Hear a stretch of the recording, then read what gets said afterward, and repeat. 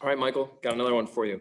This one is called building sample spaces. It's called tree diagrams, lists, et cetera, et cetera. Okay, what we talked about is probability in that last one, but it's basically your successful outcome on top, total different outcomes that you could have on the bottom.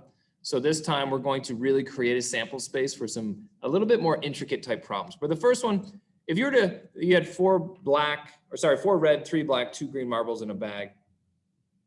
If you're selected just one, if you're selecting just one marble from the bag, create a sample space. Well, if I were to reach in there one time, what are the different possibilities of things that I could grab? Well, I could grab red, 4 of them, 3 black. Maybe I should put this color coded. So I've got 4 red marbles. I could actually draw the marbles. 3 black and 2 green. Okay, there's my sample space, which accounts for 4, 5, 6, 7, 8, 9 different possibilities, right? So later we'll have to find out how many different possibilities there are. There's 9 possibilities because there's 9 marbles. Okay, now that's an easy sample space because really there is what there is in there and I'm only picking one of them. So my sample space is all of those things. Now where it gets a little tricky is when I start to introduce, what if I grab a second marble or a third marble, or I repeat this event back to back to back, and I talk about all the different combinations of possible outcomes there are. And so the first is dealing with a coin being flipped three times. And I ask how many different outcomes there are, and then I ask you how many different possibilities. Those are the same questions. So let's create a tree diagram to actually list these possible outcomes. Now, we're talking about flipping a coin. I said flipping a coin 3 coins, but let's say flipping a coin 3 times. You can start to actually list off the possibilities. Well, I know that I either got heads or tails to start. So let's say I get heads, and then I get another heads, then I get another heads. That's one possibility. Well, you might be thinking, well, you got tails, tails, and tails. You got heads, tails, tails, heads, tails, heads, heads, tails, tails, heads. You could start trying to make that list, but it's pretty tough and it gets pretty crazy in your head unless you have an organized way of building that list to find all of the different outcomes and all the different ways that you can flip a coin 3 times. And so building a tree diagram helps us do that. And so I'm going to break this tree diagram up into 3 parts. The first part is going to be, instead of coin 1, we'll call this flip 1, right? My first flip. And the second, and then I'll have my flip 2 and then my flip 3. Well, to start, I have to flip either heads or tails. So for the first coin flip, I've got 2 different outcomes, heads or tails. Now, for the second flip, well, let's see. For each of the first is born 2 more. So I could go heads, or heads, then tails. So notice how each of these first outcomes has 2 different outcomes that branch off of it. So if I flip a coin twice, I can go heads, heads, heads, tails, tails, heads, and tails, tails. So now I'm really creating an organized list here. And so for the third, I could go heads, heads, heads, or heads, heads, tails. I could go heads, tails, heads, heads, tails, tails, tails, heads, heads, tails, heads, tails. Tails, tails, heads, tails, tails, tails. And so now I can actually see all of the different outcomes here. Let me list them out for us.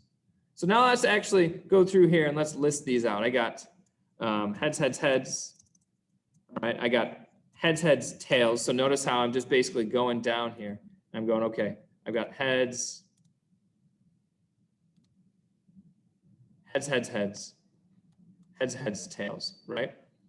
And so we'll keep going through here. Then we've got, oh yikes, let's extend this all the way. And I've got heads, tails, heads, heads, tails, tails, tails, heads, heads, tails, heads, tails, tails, tails, heads, tails, tails, tails. And I could put a comma in between each one of these. But how many different outcomes are there? There's 8 of them.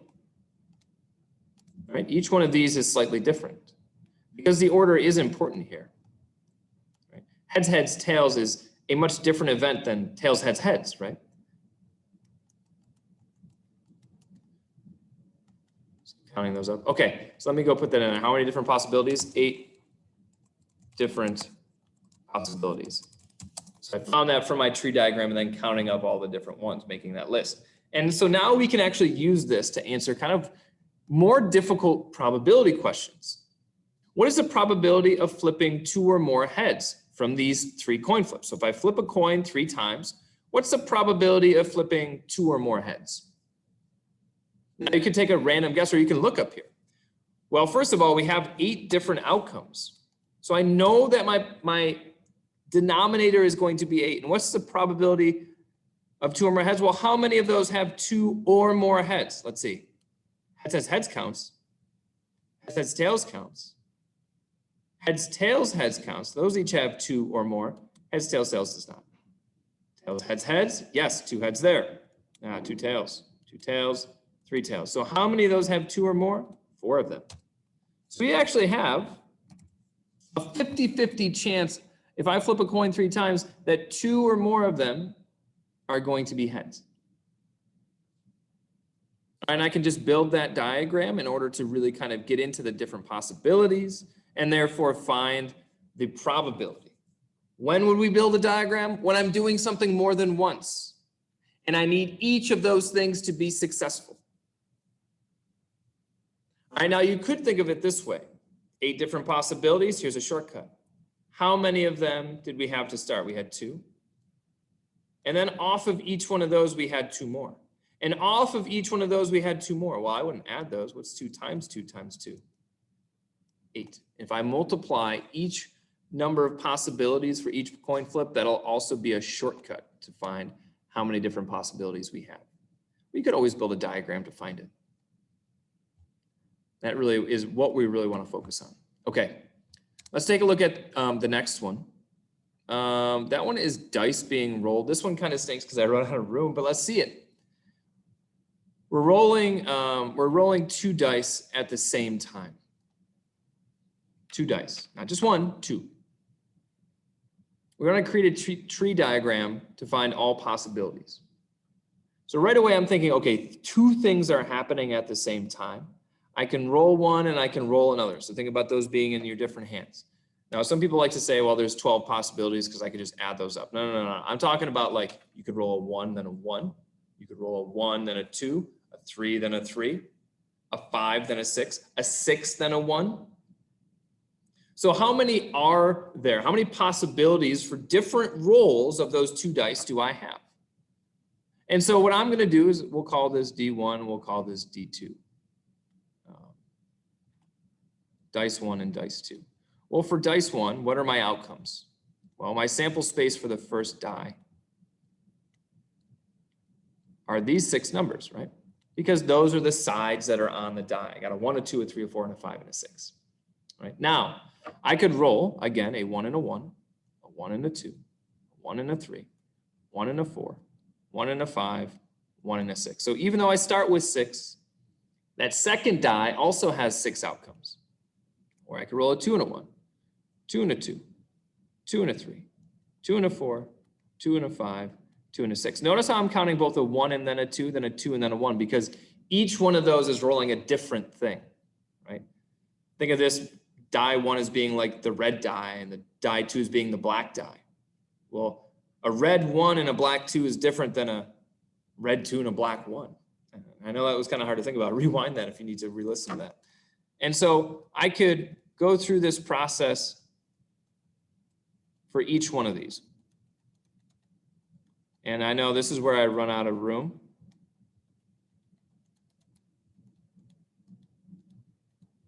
But I'm trying my best. Okay, so now I got to think about how many different possibilities exist. And this is where, you know, I'm not going to make you list this whole thing out, but we can at least start. We got a 1 and a 1, right there. We got a 1 and a 2. We got a 1 and a 3, a 1 and a 4, a 1 and a 5, a 1 and a 6.